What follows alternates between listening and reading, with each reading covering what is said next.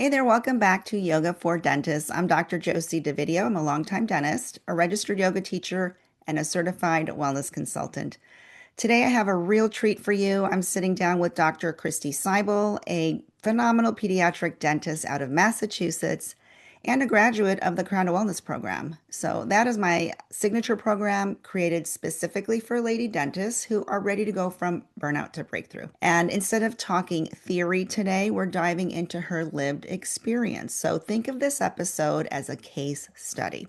It's a behind the scenes look at what actually shifts when a dentist decides to put her well being, her leadership, and her inner balance back at the center of her life. We're going to be talking about Kristi's journey inside the program so that you can get a sense of how these tools and transformations might support you in your own practice with your own systems to preserve your sanity, right? So settle in.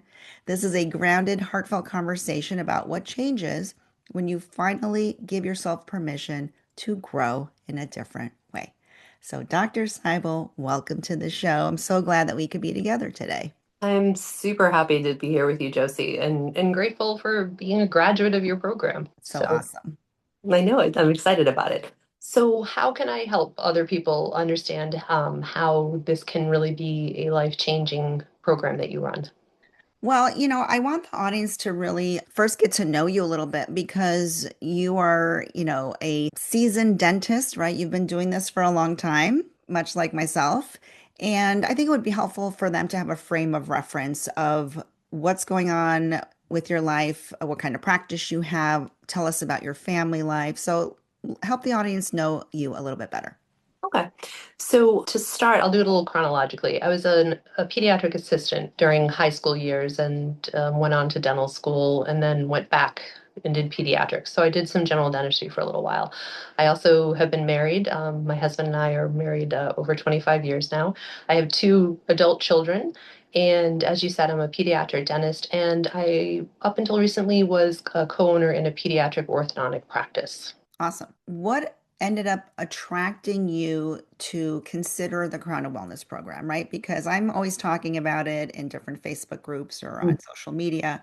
And so, what was it that made you go, I should check this out? So I think for a lot of dentists, we're always kind of doing the next thing, kind of moving on. And for many of us, COVID was a weird pause. And at that time, I stopped and I realized, wow, I've done everything I'm supposed to do. I've worked really hard and I'm not really happy. And then I had to start thinking about, well, why and what's going on? And I had the good fortune to talk to a friend who's also a dentist, and she had said, I was kind of there too, and she had done your program, so another Crownie had recommended it. But it was helpful because I could ask her some questions. I'm like, well, I don't know if I have time. I don't know all those things that you throw in front of yourself because we're intelligent people and we're like, well, we are the helpers, so why can't we help ourselves? But for me, it just came to a point where I was like, you know what, this isn't changing, and I need help. I can't do this on my own. I need some guidance. So that's what really kind of attracted me to the program. What were you expecting the program to be like? You try to let people know what's available, what life can be like, and people end up sort of coming up with an idea or an expectation of what it's going to be. And then part two of that is what did it end up being for you, right? Because everybody who comes through has a different experience. So I knew it wasn't going to be a quick fix. And it was nice to have one of your other graduates speak to me a little bit about her experience. So I think I was just expecting some coaching, some yoga, but also just like some guidance and a little structure to try to help me out of the rut I was in. What I found though is it was definitely more organized, which was helpful for me. It really had some great logical and cohesive modules, for lack of a better word. And I found that it was easier for me to progress through them than I thought it would be. Because one of the things that had held me back in the beginning is it's like, I'm already stressed. I already feel like I don't have enough time for my life, for my family, for all of the things. How am I going to shoehorn this in? But it was nice because I could work at my own pace. We did have group meetings that would come up, which also were not difficult to schedule. And for me, I found it was I liked too that I could go back on things. So if there was a week that I was really busy and I was just kind of, I felt like I had jammed it through a little bit, like you cram for an exam, just let's just get it done. I could go back as I got further on in some of the modules. I said, well, wait a minute, let me go back and reflect on that a little more because I feel like I need to think about that some more. So I found it was manageable, even though I didn't really feel like I had time, but also it was a commitment to myself that I had to make, that I had to make time because if I didn't make the time, nothing was going to change. Absolutely. And so I want to speak to that point a little bit because everyone who comes to me for more information says they do not have time, right? And it's true because, we all have the same amount of time. It's just how we choose to spend our time and the mindsets that we put around how we should be spending our time. Mhm. So I'm glad to hear you speak to that point. And yes, we make time for dental CE, right? We make time for a lot of other things, just like our patients can't afford dentistry, but they can afford to get a luxury car or a brand new iPhone or go on a cruise, or you know what I mean? So it's like Mhm. you put your attention where it's important to you. Mhm. And it sounds like it was the right timing for you in terms of like, I need to do something and, I'm going to need some guidance with this. Exactly. Again, I got to a point in my life where I was like, I've done everything that, I've worked really hard, and I don't feel happy about it. It's like, from the outside, everything looks successful and, perfect, not perfect, but you know how everybody looks and they think, oh, what a great life she has. But inside, I felt so drained and just, not as fulfilled as I could be.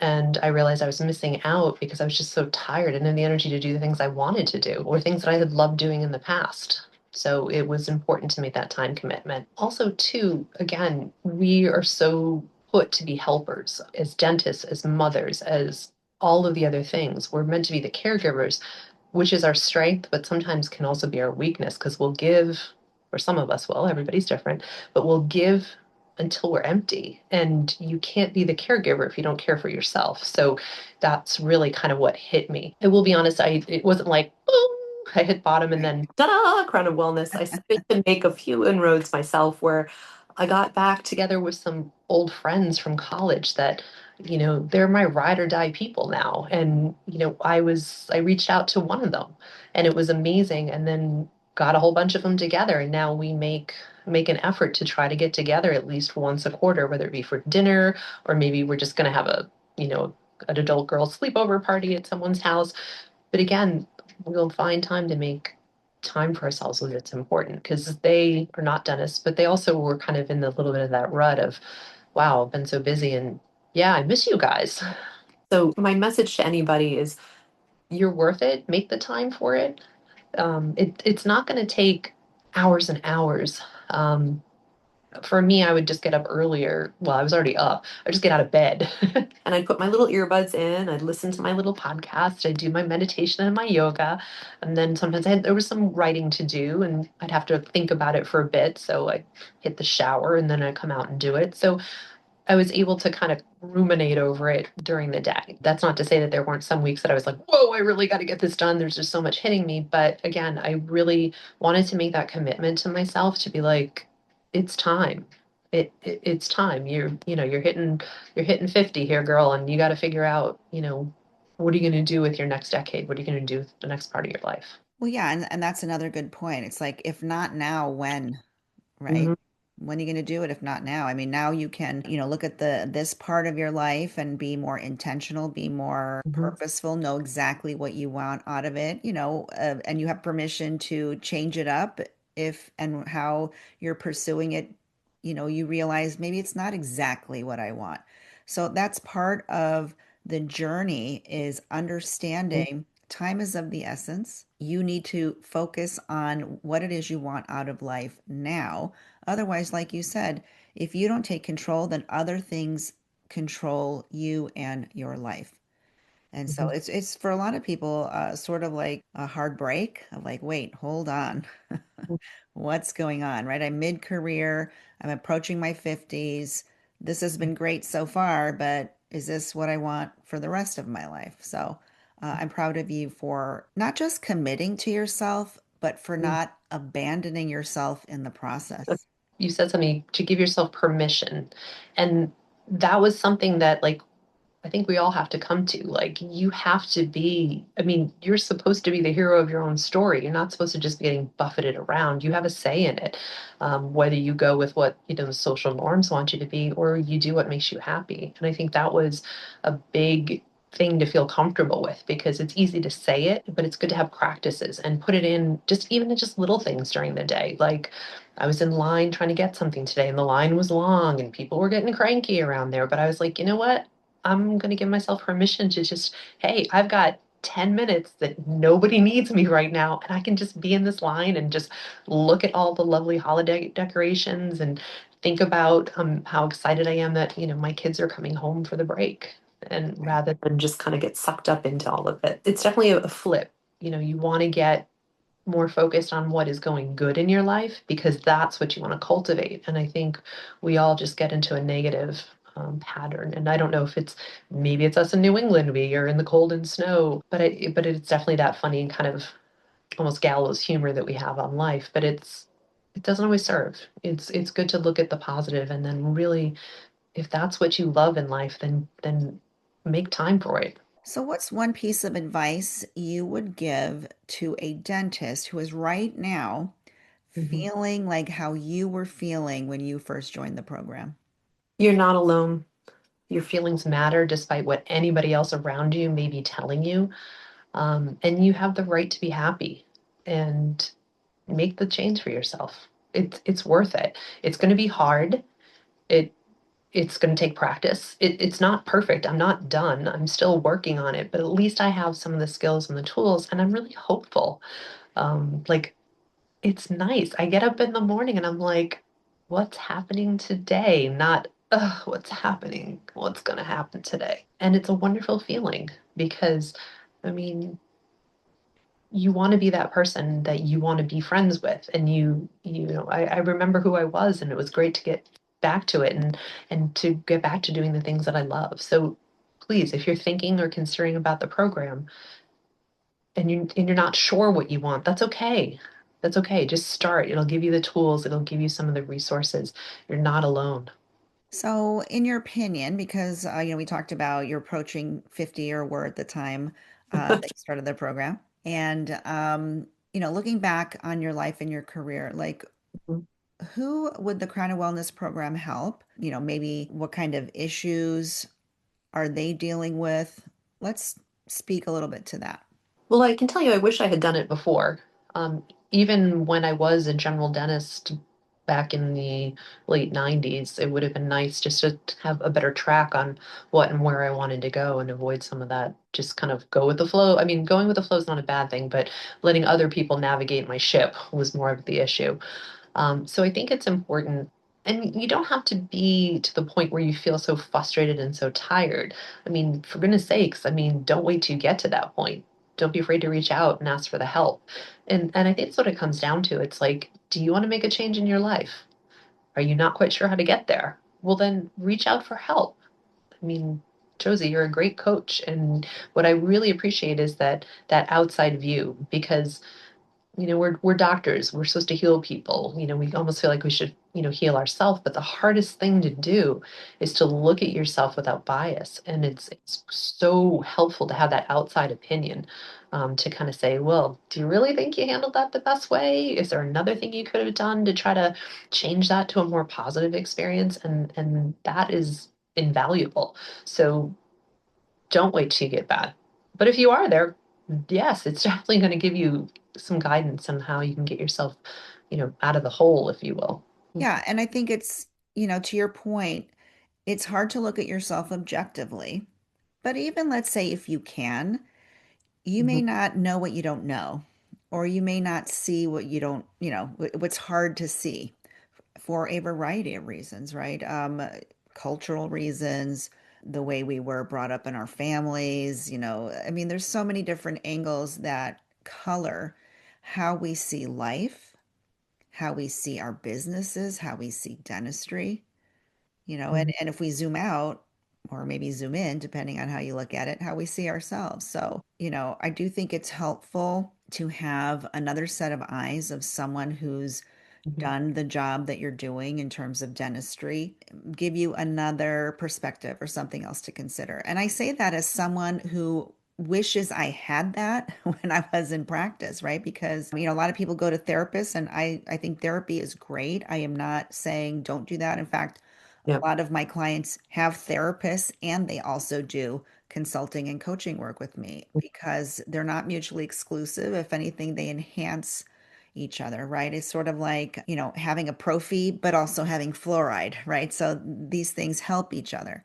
But it is helpful to have someone who has done the dentistry and understands the dynamics involved.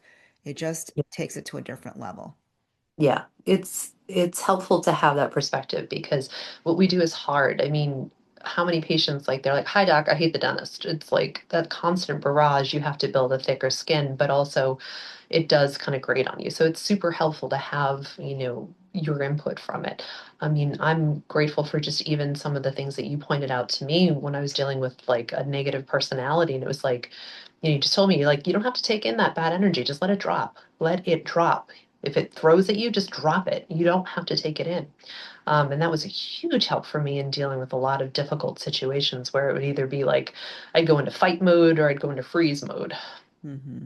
Well, maybe a little bit of flight as well, but it was helpful just to kind of like let it drop and let's act like an adult and move on to the next part of this conversation because there's difficult people in all aspects of our life, not just, if you're dealing with them chair side.